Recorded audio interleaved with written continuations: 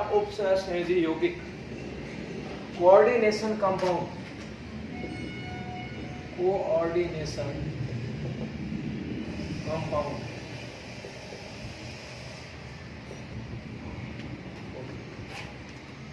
आपने 11वीं क्लास में रासायनिक बंध पाठ के अंदर तरह तरह के बंध पढ़े, सहसंयोजी बंध, आयनिक बंध, उपसहसंयोजी बंध, हाइड्रोजन बंध, वनडेरवाल बंध। उसमें से एक बंध का नाम मैं आपको सुना रहा हूं आज इस चैप्टर के लिए, उपसह संयोजी बंध, कोऑर्डिनेट। इसी बंध का दूसरा नाम है दाताग्राही बंध, दाताग्राही बंध, डोनर एक्सेप्टर बॉन्ड। इस बंध की परिभाषा ये समझोगे तभी ये चैप्टर समझ में आएगा। एकल सहसंयोजी, एकल सहसंयोजी बंध से बंधित,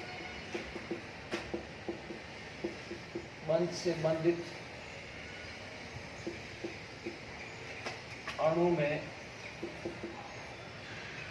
दोनों परमाणुओं में से, दोनों परमाणुओं में से किसी एक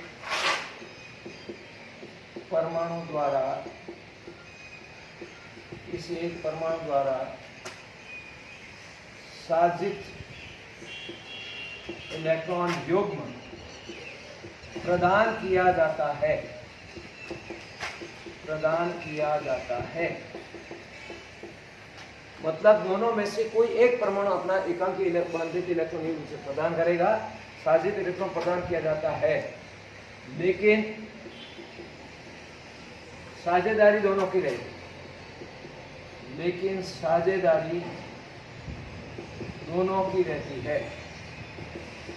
मतलब अधिकार दोनों का रहेगा उसको, किसी एक का नहीं। ऐसा बंध उपसहसंयोजी बंध कहलाता है। उपसह संयोजी, ऐसा बंध उपसहसंयोजी बंध कहलाता है, उपसहसंयोजी बंध कहलाता है। इसी बंध के पीछे इस चैप्टर का नाम पड़ा है उपसहसंयोजी यौगिक या उपसहसंयोजी जटिल यौगिक यौगिक। फिर इसके बाद इसमें टॉपिक शुरू होता है उपसहसंयोजी बंध की पहचान। उपसहसंयोजी बंध में, सहसंयोजी बंध में दाता से ग्राही की ओर,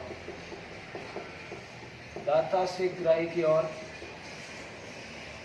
तीर का निशान,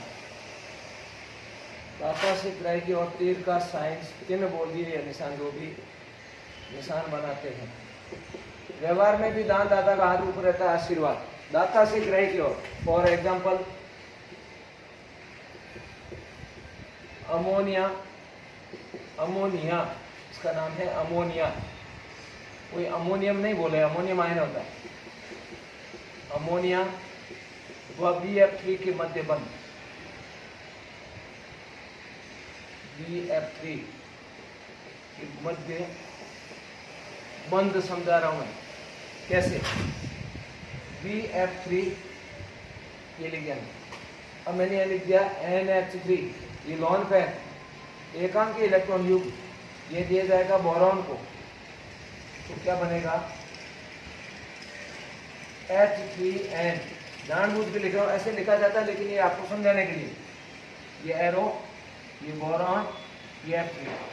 अब ये कौन सा परमाणु हुआ, दाता। ये कौन सा हुआ बेटा, ग्राही। ये डोनर है और वो एक्सेप्टर, डोनर एंड ये एक्सेप्टर, एक्सेप्टर। दाता से ग्राही की ओर तीर। जब कभी भी आप कोई भी पढ़ते हैं, एरो आपका उपसहसंयोजी बंध का, और एग्जांपल ले रहा हूं, जैसे NO2, ये हमने ऐसे लिख दिया NO2, ये बॉन्ड है, बट इसको सही ढंग से लिखेंगे तब N coordinate bond O, double bond O, they are called nitro, इसको नाइट्रो बोलते हैं। ओके, मतलब मैंने आपको अभी तक केवल उपसहसंयोजी बंध समझाया। इस टॉपिक के अंदर स्टार्टिंग में है बेटा 3 प्रकार के लवण। तो बात वर्ड जो भी आता है साइंस, केमिस्ट्री और फिजिक्स, बायो, उसमें वर्ड को समझना जरूरी, वर्ड मीनिंग। लवण, लवण हमने 8th 7th क्लास में सुना, 9th में सुना, 10th में सुना, 11th में सुना, 12th में सुना रहा हूँ आपको। सॉल्ट, अम्ल और क्षार की क्रिया से बढ़ने वाले यौगिक लवण कहलाते हैं।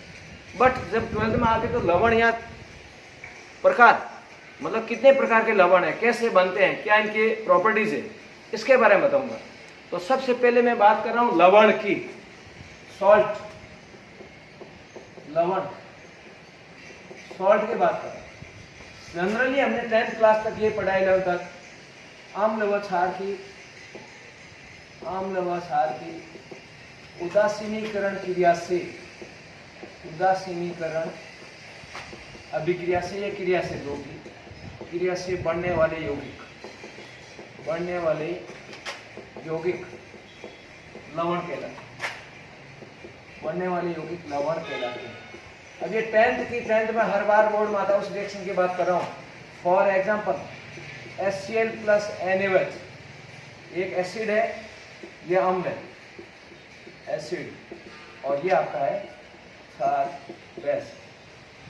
इन दोनों की रिएक्शन लेते हैं तो क्या बनता है बच्चों, NaCl प्लस H2O। अब HCl NaOH कोई फिक्स नहीं है, ये मैंने एक एग्जाम्पल दिया, हजारों हो सकते हैं। मतलब अम्ल और क्षार की क्रिया से बनने वाले पदार्थ, उस क्रिया का नाम उदासीनीकरण, मैंने साइलेंट रखा। ये जो रिएक्शन है उदासीनीकरण अभिक्रिया, ये लिखा है मैंने, उदासीनीकरण क्रिया से। उदासीनीकरण का पता कैसे लगा कि ऐसी अम्ल और क्षार की रासायनिक अभिक्रिया जिसमें लवण का भी निर्माण हो और साथ में जल का निर्माण हो। ये लवण है, सोडियम क्लोराइड, और ये किसका सूत्र है, जल का। मैं जानता हूँ सबको पता होगा, फिर भी कोई ऐसा बंधु हो सकता है जिसको जल का सूत्र नहीं ध्यान हो। जल का रासायनिक नाम H2O नहीं है, H2 हम सब बोलते हैं, जल बोलते हैं, इसका रासायनिक नाम है हाइड्रोजन ऑक्साइड, हाइड्रोजन ऑक्साइड। फिर इसके बाद इसके अंदर एक और साइलेंट रखा मैंने, डेल्टा H। यहाँ पर डेल्टा H है उदासीनीकरण उष्मा, उदासीनीकरण उष्मा, न्यूट्रलाइजेशन हीट। उदासीनीकरण उष्मा का मान छोड़िए बच्चों, ये प्रबल अम्ल और प्रबल क्षार के लिए इसका मान नियत होता है, बट वो भी कब, कैसे, एक मोल दोनों के लिए। इसकी परिभाषा लिखा रहा हूं एक तरह से डेल्टा H की, 1 मोल या 1 ग्राम तुल्यांक, जो भी आप, जो मैं समझे आप पढ़े, 1 ग्राम तुल्यांक प्रबल अम्ल की क्रिया, प्रबल अम्ल की क्रिया 1 ग्राम तुल्यांक, ग्राम तुल्यांक प्रबल क्षार से आ रहा है, प्रबल क्षार से कराने पर मुक्त होने वाली उष्मा, मुक्त होने वाली उष्मा उदासीनीकरण उष्मा कहलाती है, उदासीनीकरण उष्मा कहलाती है। अब ध्यान दीजिए बच्चों, ये प्रबल अम्ल प्रबल क्षार के लिए है। 1 मोल प्रबल अम्ल की क्रिया 1 ग्राम तुल्यांक प्रबल क्षार से कराने पर मुक्त होने वाली उष्मा उदासीन उष्मा कहलाती है, तथा इसका मान, तथा इसका मान नियत, निश्चित होता है, या निश्चित लिख दो आपको अच्छा लगे तो, इसका मान निश्चित, वह इसका मान, वह इसका मान 13.7 किलो कैलोरी पर मोल, 13.7 किलो कैलोरी पर मोल पाया जाता है। तो मैंने आपको एक सॉल्ट सिखा दिया, साधारण लवण।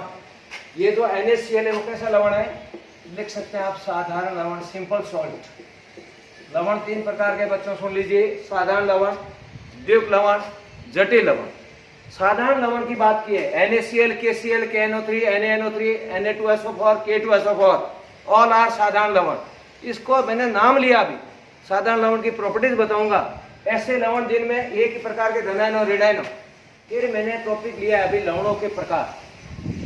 3 प्रकार के लवण होते हैं, साधारण लवण, सिंपल सॉल्ट, साधारण लवण, सिंपल सॉल्ट, द्विक लवण, डबल सॉल्ट, जटिल लवण। इसी का नाम संयुक्त लवण भी है, इसी का नाम उपसहसंयोजी लवण भी है, उपसहसंयोजी लवण या यौगिक।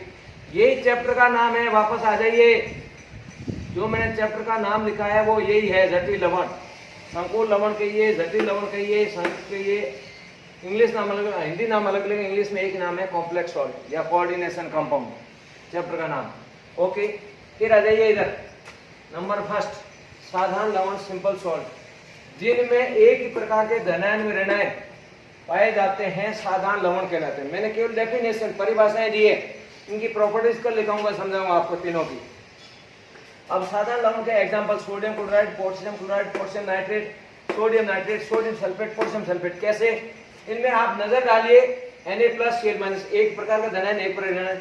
यहाँ जाइए Na+, NO3-, Na+, अब Na+ के आयन दो है पर टाइप तो एक ही हुई ना, Na+ का एक ही आयन, मतलब नंबर ऑफ द आयन नहीं, types of the ion, ion की प्रकार। तो मैंने लिखा एक प्रकार धनायन ऋणायन, क्लियर बात। फिर आ जाइए द्विक लवण, ऐसे लवण दो साधारण लवणों के योग से दो सिंपल लवण साधारण लवण जुड़ जाए, फॉर एग्जांपल। और इनमें इसमें मेन विशेषता क्या है? ऋणायन कॉमन रहता है, ऋणायन समान। फिटकरी जो आपने सुन रखा अच्छी तरह से, पोटास एलम। फिटकरी का formula potassium sulphate, aluminium sulphate. एक साधारण लवण पोटेशियम सल्फेट है, दूसरा साधारण लवण एल्यूमिनियम सल्फेट है। वाटर से कोई लेना नहीं, वो तो उसका पूरा फॉर्मूला है। अब साधारण लवण में द्विक लवण में दो साधारण लवण हो गए। फिर आगे सुनिए, जो मैंने बात बताई वो क्लियर है। धनायन पोटेशियम भी है, आयरन भी है Fe+2, बट ऋणायन सल्फेट, दोनों में सल्फेट है, यहाँ भी सल्फेट, यहाँ भी सल्फेट। इसी प्रकार एज वेल एज मोहर लवण, फेरस अमोनियम सल्फेट, जो आपने 11th में टाइट्रेशन में पढ़ा, 12th में भी आपको पढ़ाएंगे। FAS, फेरस अमोनियम सल्फेट, इसका रूट नाम है मोहर लवण। फेरस सल्फेट एक लवण, दूसरा सल्फेट अमोनियम सल्फेट, तभी मैंने बीच में ये लगाया डॉट, मतलब दो साधारण लवणों का योग। और विशेषता देखिए, Fe+2 ferrous ammonium but sulphate, यहाँ भी सल्फेट, यहाँ भी सल्फेट, ऋणायन कॉमन है कि नहीं है। तीसरा है कार्नेलाइट, जो मैंने लिखा नहीं, KCl MgCl2.6H2O, ये आपके 11th क्लास में एस ब्लॉक में था कार्नेलाइट। कार्नेलाइट का फॉर्मूला ये KCl MgCl2.6H2O, they are called carnallite. Potassium chloride, magnesium chloride, दोनों में chloride common, but K+, Mg+2, Cl-1, Cl-1, इस तरह से। और तीसरा जो है वो कल पढ़ाएंगे आपको, जटिल लवण, संयुक्त लवण। ठीक है बेटा, इसके बारे में कल अच्छी तरह से पढ़ाया जाएगा।